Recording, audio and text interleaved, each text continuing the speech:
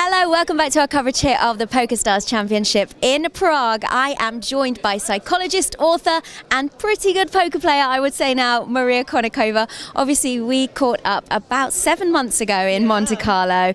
You were just embarking on this whole journey of researching the world of poker for your new book. You were using poker as a metaphor for life. So please do tell us, what have you learnt in those 7 months? I can't believe it's been 7 months. I have learned that poker is a much better metaphor for life than I could have ever imagined. Really? Yeah, including how difficult it is. You know, when I was speaking with you, I was much more optimistic, I think, originally, because I was like, I've got this. I'm studying all the time. I'm playing full time. I'm learning. I'm doing all of this. And the more I know, the more I understand that I'm just worse and worse and worse and worse, just because it's so incredibly complicated. And that's very much, I think, the way that life often goes. You're very confident in a lot of situations, and then the more expertise you acquire, the more you realize that there's so much nuance, because when you don't know that much, you don't see any of that nuance. You just see kind of, here's the situation, here's the job, here's poker. I still love it, which is great. That's a relief. Yes. And I mean, I've been doing well. I've gotten a few second places in PokerStars in Dublin. I came in second in one of the side events, but I still want a trophy. Still haven't done. Do you not think you've improved in those 6 months? I mean, I've improved a lot. Yeah. I mean, I've improved relative to where I was, but I think my metric has also shifted, right? At the beginning, I was just so thrilled that I was cashing in events, and now I've gotten, I think, a little harder on myself, and cashing is not enough. I don't want to min cash. I want to do better. Yeah. And that's difficult. You know, if you want to min cash, that's actually a much easier goal, because you can just be very, very tight. And if you want to go further, you need to actually be much more aggressive. And I think, going with the life metaphor, think about how often that's actually the case, that, it's so easy to just get by and to kind of not get fired, to stay in your job, to kind of just do what you need to do, perform well, perform it according to expectations. But if you want to truly excel, be promoted, you have to take some risks, sometimes even that might end your career, but might make it so much better.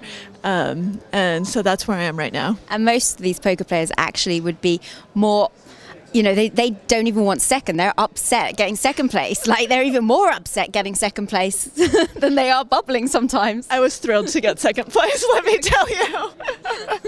And you must have met so many poker players now. Are you finding that the kind of generic poker player has a certain type of psychology about them? I'm finding that there are a bunch of different generic players, because to them, I'm not a generic player, I'm female. And that's actually a huge advantage, I find, because they completely typecast me the moment I sit down at the table.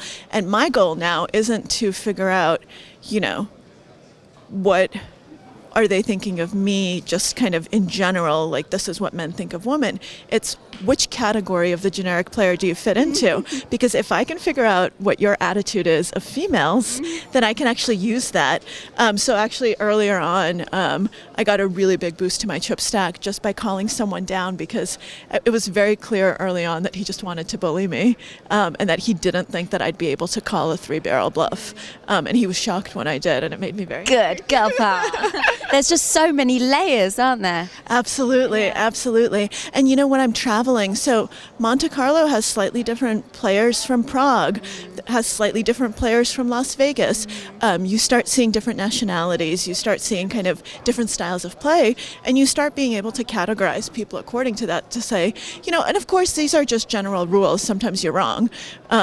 I'm using the same kind of judgment that they're using when they see that I'm a girl. But it can be very helpful to kind of figure out, okay, players from this part of the world are much more likely to do this. I'm not going to actually fill in any of the blanks, but I don't. We'll get lots of those comments on YouTube otherwise. And of course, you talked a lot about mindfulness at the table last time and how important it was to look at everyone and see what was going on. Obviously, being a psychologist, how all these players were looking at their phones all the time. Are you still doing that? Or are you getting more inclined to look at your phone too? You know what? I'm actually doing it more now because I've realized just how much of an edge you can get by just simply paying attention. I've been able to pick up tells on people that way, which I feel is kind of a big edge of mine that a lot of people miss because they're actually only paying attention when they're in the hand, and even then they're not necessarily paying attention to all of the subtleties. So I've realized that it's more important than ever. So like I played a 2K event a few days ago when I just got in, and I didn't do well at all, and I could tell I wasn't playing well because I was jet lagged and I was really tired and I couldn't concentrate. And so I just wasn't playing my A game because I wasn't mindful and I wasn't present. I was trying, but I just didn't have the mental resources to do that. Poker is very much something where I think you have to be on your game. You have to be awake. You have to be aware. You have to be in good physical shape. I did yoga this morning. I could tell you did yoga from how you were sat. You were the only player sat like with a good posture at the table.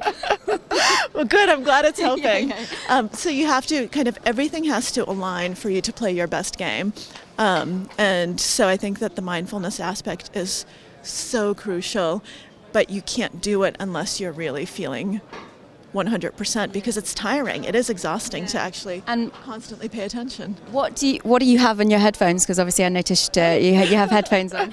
Yes, I have music, and depending. Calming, kind of. Yeah, depending on the mood. Well, sometimes when I need more aggression, I turn on rap. When I need to be when I'm tilting, I turn on something calmer. I've asked actually some of the poker players I've gotten to know for their playlists what they listen to. That's been very interesting because their styles are so different.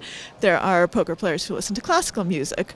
There are poker players who listen to just rock, this 80s, hardcore type of thing, like Guns N' Roses, AC/DC. There are the poker players who listen to kind of alternative, the pop ones. And it's so interesting to kind of see, okay, well, what helps my moods? And I've started playing with my music. Actually going in different directions. Yeah, I like that. Well, it seems to be going pretty good here. Obviously, it's just day 1A, but...